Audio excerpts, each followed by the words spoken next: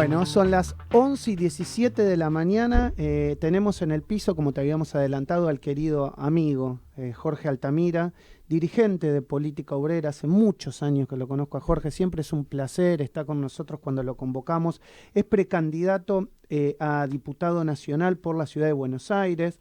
Quien va como presidente en la lista es también otro querido amigo y conocido como Marcelo Ramal. Y bueno, vamos a escuchar sus propuestas, sus ideas en la mañana de Radio Sónica. ¿Cómo te va, Jorge? Siempre es un placer. ¿Qué tal? Buenos días, gracias por la invitación y apasionado por hablar de las propuestas. Bueno, vamos a empezar un poco hablando del diagnóstico que un poco estábamos charlando fuera del aire con el equipo.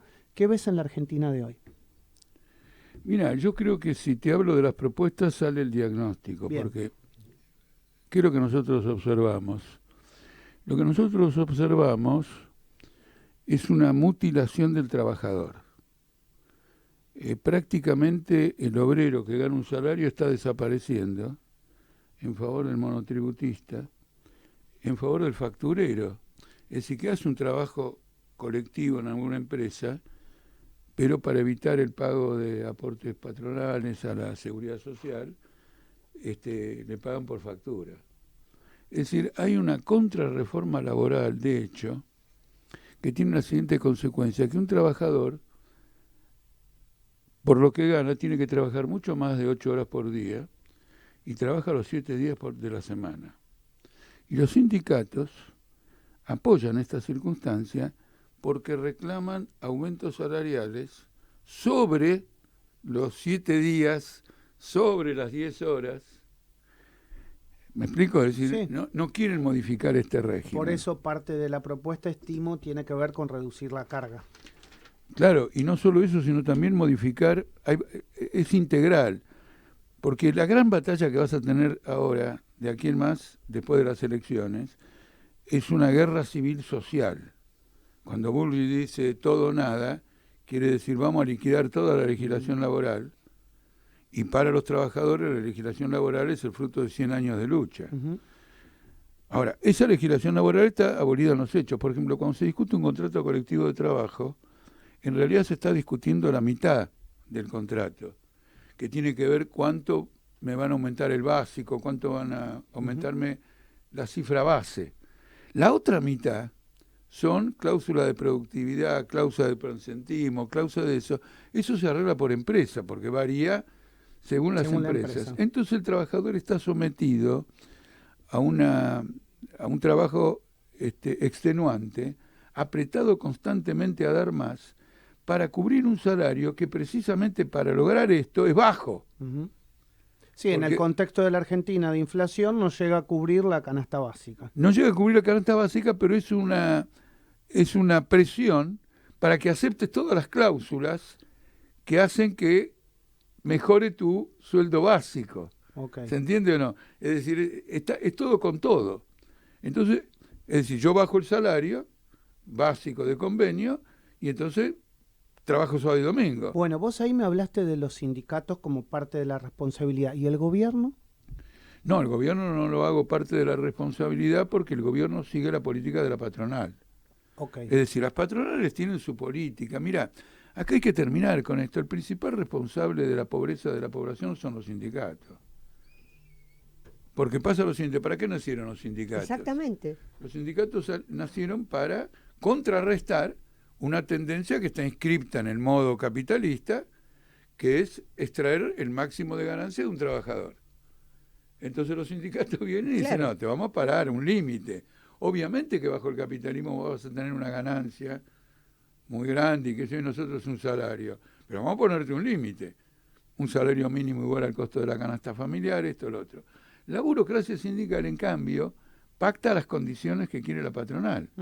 Y en este momento, por ejemplo, los diarios informan que hay reuniones de la CGT con los distintos candidatos para que esto se transforme en legal, este método de reforma laboral, con una ley que diga lo siguiente, que no se pagan más indemnizaciones, no se paga el aporte jubilatorio, etcétera, en muchas ventajas. Tengo entendido que no hablan de indemnizaciones, sino de... No, el tema de lo que se quiere, lo que se quieren eliminar son las multas. Las multas, ¿no? Que lo único que tengo han hecho, si no, no es han que generado la industria del juicio.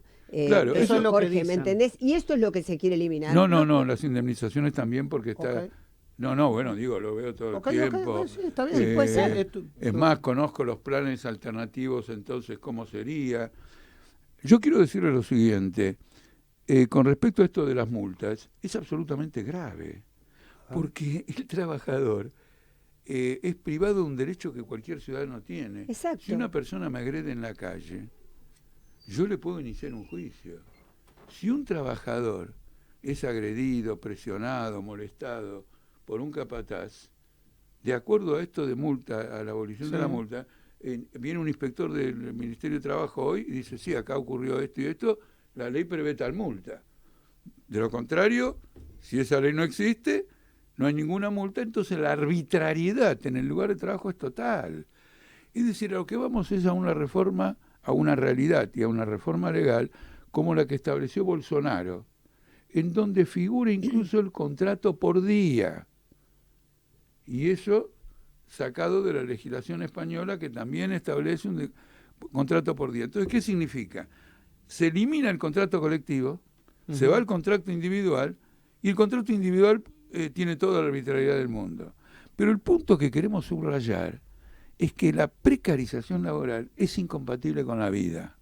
Es decir, ¿vos para qué estás acá? ¿Para ser una máquina del funcionamiento capitalista, un productor de ganancias que hace subir las acciones, o viniste a este mundo para disfrutar, desenvolver tus capacidades creativas, tener tu familia, enamorarte, en una palabra, el tiempo libre? Y esto es más agudo cuando uno entiende que no estamos en la época de la manufactura. Sí, claro. ¿No es cierto? Porque en la época de la manufactura, la productividad del trabajo dependía extremadamente del esfuerzo físico del trabajador, y hoy vos tenés un cambio tecnológico de una magnitud que favorece el tiempo libre. Y sin embargo, con el avance tecnológico, lo que crece es el tiempo esclavo. Es decir, que estamos peor que en la manufactura. Ahora, corregime si no estoy en lo cierto, tengo entendido que en Europa es al revés, digamos, es como que se están reduciendo las horas laborales, no en todos los países, pero en gran parte de los países, y sin embargo, cuando vos ves el bienestar europeo, no es necesariamente el bienestar argentino. Sí. ¿Por qué hay esta diferencia? No, ocurre lo siguiente, ellos han comprendido, algunos, que este modo de producción finalmente es negativo para la empresa, te rinde un tiempo y todo lo demás, pero se va creando un clima desfavorable a la producción. Entonces no es que hayan reducido la jornada laboral. Ellos arreglan que no labures el viernes, sí, por ejemplo, pero te haces un contrato donde la flexibilidad laboral en los días que se trabaja es infinitamente mayor. Okay. Entonces, ¿se entiende? Entonces, o sea, tenés tal vez más horas o estás más a disposición. Laburo como un animal, digamos. De lunes a jueves. De lunes a jueves. Y después trato de queda libre. Bueno, y eso son, pruebas piloto. Claro, digamos, es verdad. Se están haciendo pruebas piloto. Se están haciendo pruebas piloto. Nada más que para ver, digamos, cómo se maneja. En el tema de la indemnización es muy importante por lo siguiente, porque lo que facilita la eliminación de la indemnización es algo que para las patronales es muy importante, que es una alta rotación. Okay. Porque si vos tenés una alta rotación, lo que tenés es una organización sindical, una resistencia menor. Y además tenés una sobreoferta de trabajo, es decir, disponés, te vas viene el otro, va, domina toda esa situación. Este es un asunto de una gravedad inusitada que solo es ignorado por la gente que no sabe lo que pasa en los lugares de trabajo. Y por otro lado, que tampoco sabe lo que pasa fuera de los lugares de trabajo con aquellos que en moto, en bicicleta, lo que fuere, se pagan todo, ¿no es cierto? Y hacen un sacrificio fenomenal y corren riesgo de vida porque tienen lo que el trabajador tiene que hacer más rápido en la fábrica, lo tiene que hacer más rápido en la calle, donde hay un montón de tránsito. Este va a ser el punto, este ya es el punto de choque fundamental, y tenemos sindicatos dispuestos a seguir adelante con esto. Entonces, en nuestra plataforma, esto es central, pero no lo tomen como una reivindicación gremial, che, dame esto, aislada. Es una cuestión estratégica. Es una cuestión estratégica. Nosotros luchamos por un mayor tiempo libre para el trabajador. Se entiende, claro. La defensa de la vida. Ahora, para eso necesitamos salarios de otro tipo. Sí, claro. Porque por ejemplo, hay sindicatos que se trabaja sábado y domingo y hemos dicho no, que no trabajen más sábado y domingo, pero eso tiene que ser compensado por el salario del resto de la semana.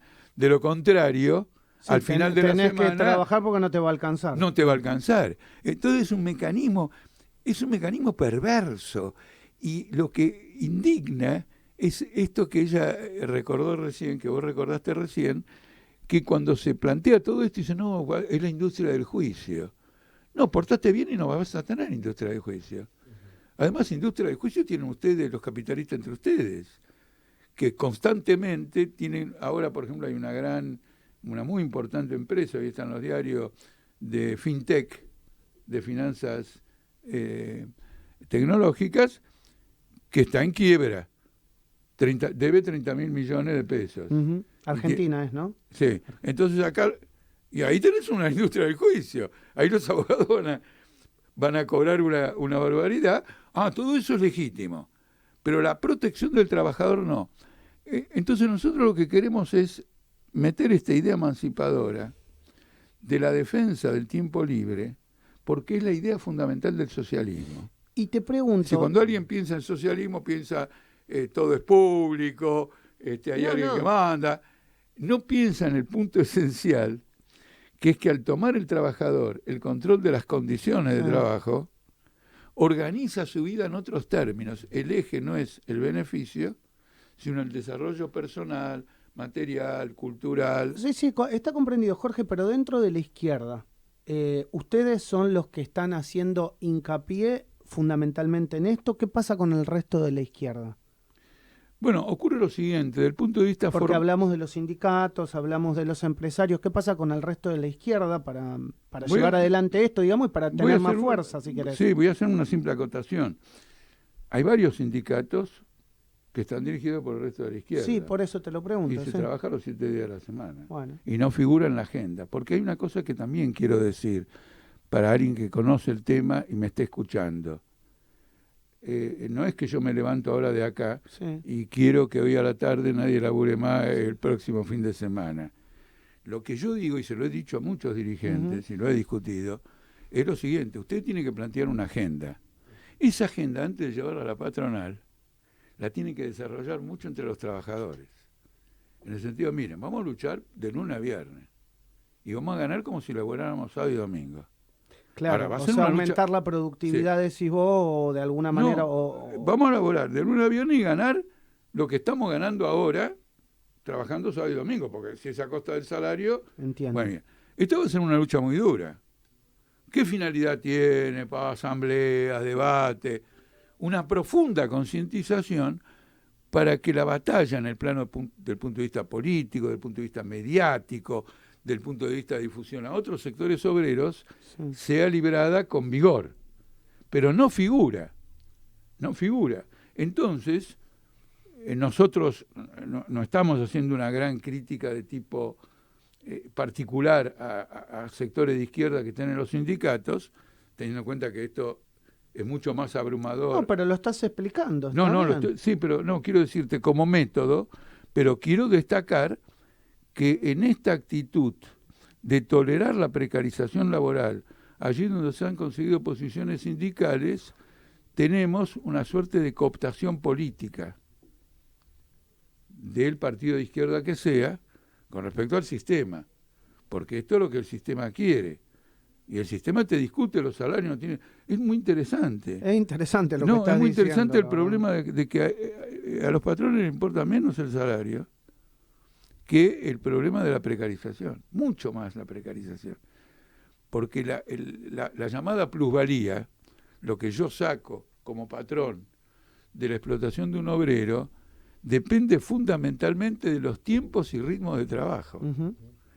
Y además es una forma de amortizar más rápido el capital invertido. Yo invierto un capital. Si yo logro un rendimiento en un tiempo más corto que el anterior, mi capital se amortiza más rápido. Que el capital se amortice más rápido, yo invertí y recupero el capital en menos tiempo, es un ideal, es el objetivo de todo capitalista, la alta rotatividad. Y quieren arrancar con la rotatividad. Pero en esta campaña, porque la pregunta es la siguiente, bueno, pero esto es una campaña política y esto tiene que ser discutido en los sindicatos. Entonces, en esta campaña política, nosotros subrayamos el tema de la vida y lo subrayamos por un conjunto de motivos que queremos mostrar que el capitalismo está comprometiendo la vida de la humanidad.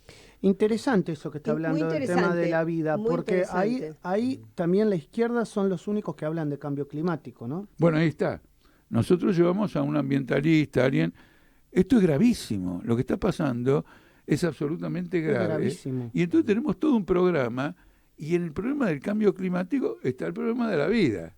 Claro. ¿Se entiende? Es decir, nosotros del tema de la vida hemos hecho un combo en el cual incluimos al final la guerra. Claro. La guerra. Que nadie habla de la guerra. Hoy, por primera vez, La Nación hace un resumen de lo que cada partido piensa hacer en materia exterior.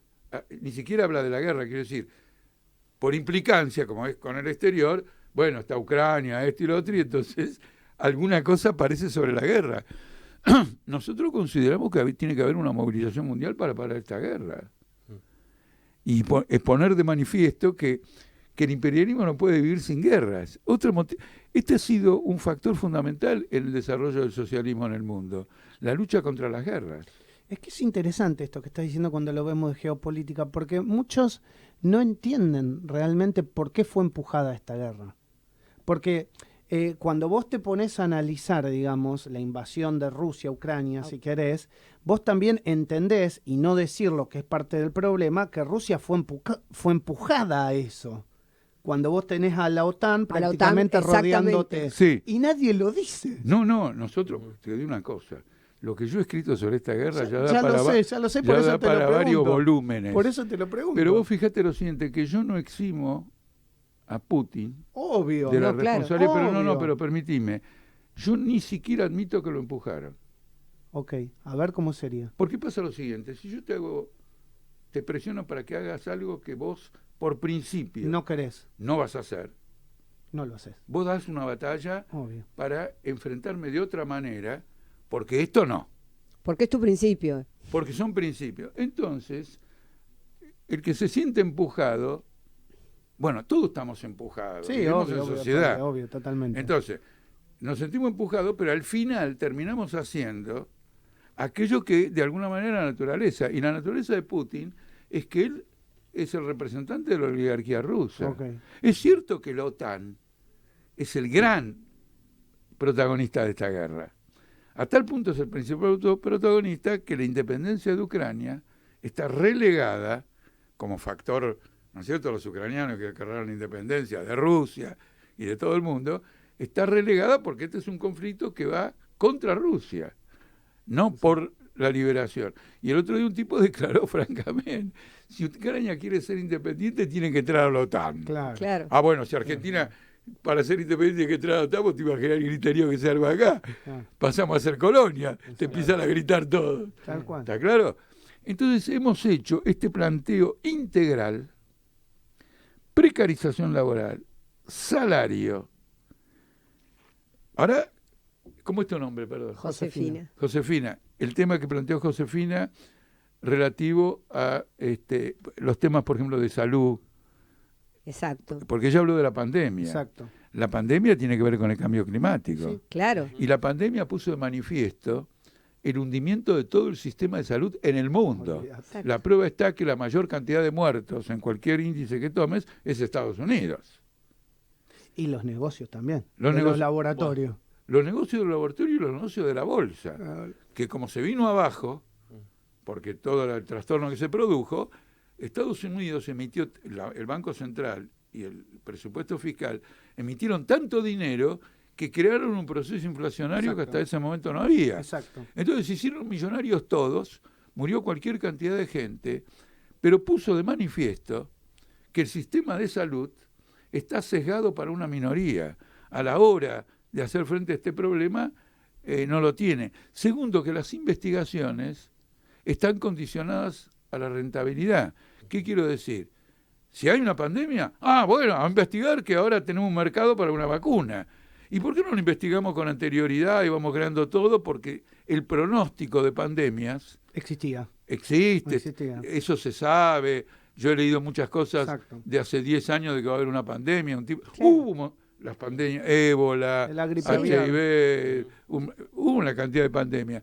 Entonces, ¿qué pasa? Si vos te adelantás en la investigación, para un capitalista es un gasto... Es una pérdida. Una pérdida. Es una pérdida. Vos tenés que hacerlo justo en el momento que apareció la demanda.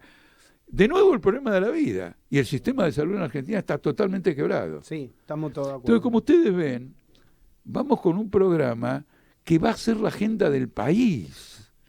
Va a ser luchas sociales enormes. Y fíjense que no hablé nada de la deuda. Sí, del Fondo Monetario.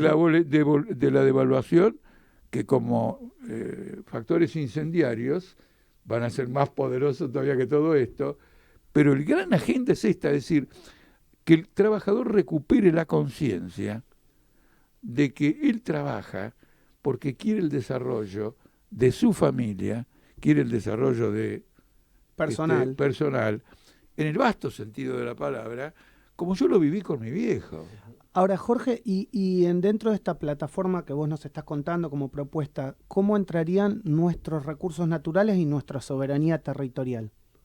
Bueno, no, eso son lo fundamental. Por ejemplo, tenemos el problema del litio, tenemos el problema de vaca muerta y todo lo demás.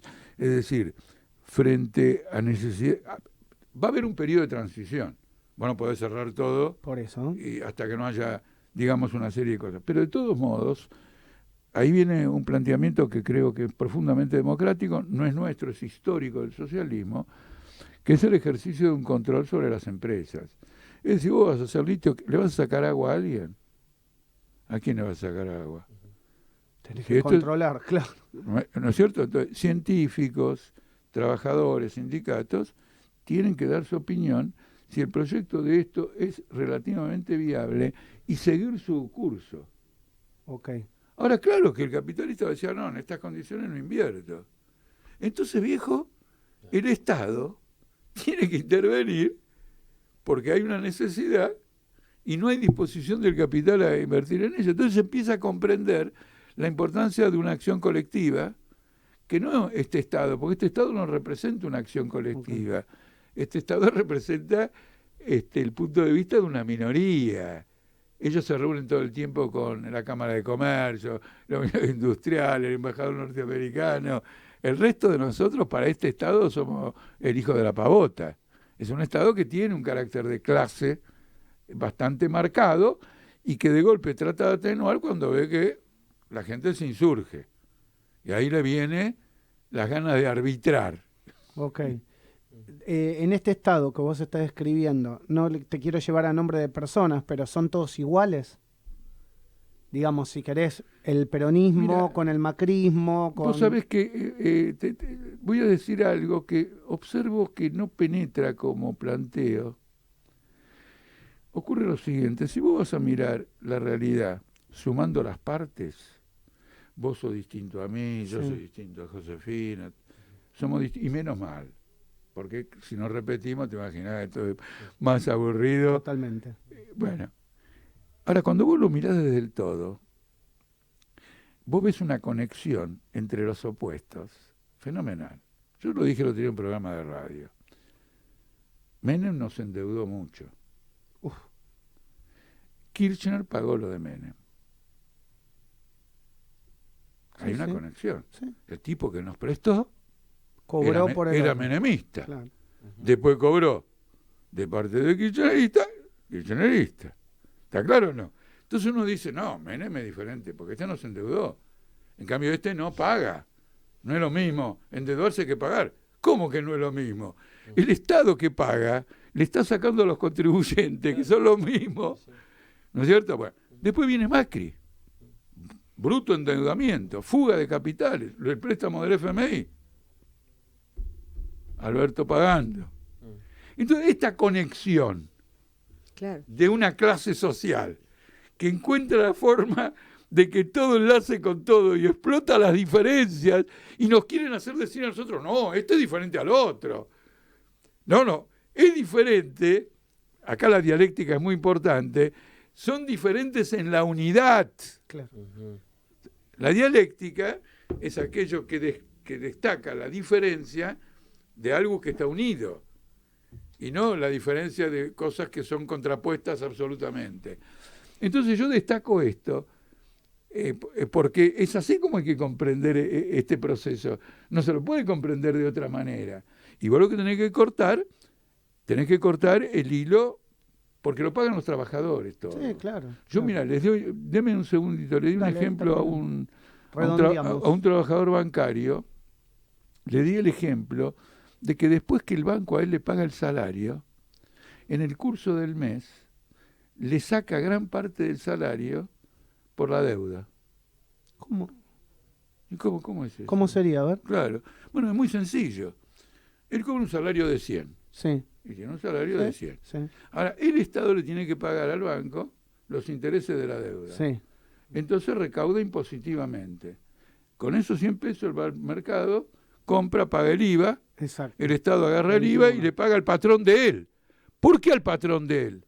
Porque el 70% de la deuda famosa argentina es local.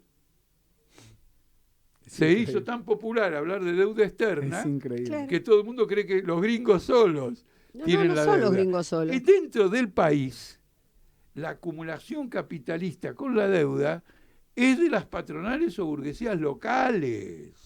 Qué bárbaro. Por eso el Estado nunca va a dejar de pagarlas, siempre la va a honorar, porque es la clase social que el Estado representa. Jorge, siempre es un placer escucharte, porque además, cuando uno escucha a los candidatos, yo creo que vos sos una voz distinta. Y la gente tiene que tener la posibilidad de escucharte, claro, porque tiene que tener la posibilidad de elegir. Bueno, ahí viene una cosa que es interesante, que yo llamo precisamente a que nos voten en estas PASO, claro, para ir a la polémica de la otra elección, claro, porque las PASO tienen una perversidad. Como son internas de distintos grupos, se desfocaliza el debate central. Claro. Es decir, ¿dónde la propuesta? Claro, las grandes propuestas se desfocalizan, porque este quiere arreglar entre Bullrich y este con el otro. Entonces, el debate se va a dar después. Y para eso nosotros tenemos que atravesar las PASO. Claro. Entonces, aquel que valore no el apoyo a nuestras posiciones, sino que estén en el tablero del debate, bueno, yo lo llamo a que nos vote a Marcelo Ramal. Precandidato a diputado nacional vos, Jorge Altamira, y precandidato a presidente Marcelo Ramal. Exactamente. Bueno, siempre es un placer, gracias por venir a Radio. No, por favor, gracias a ustedes. Jorge Altamira en la mañana del arranque.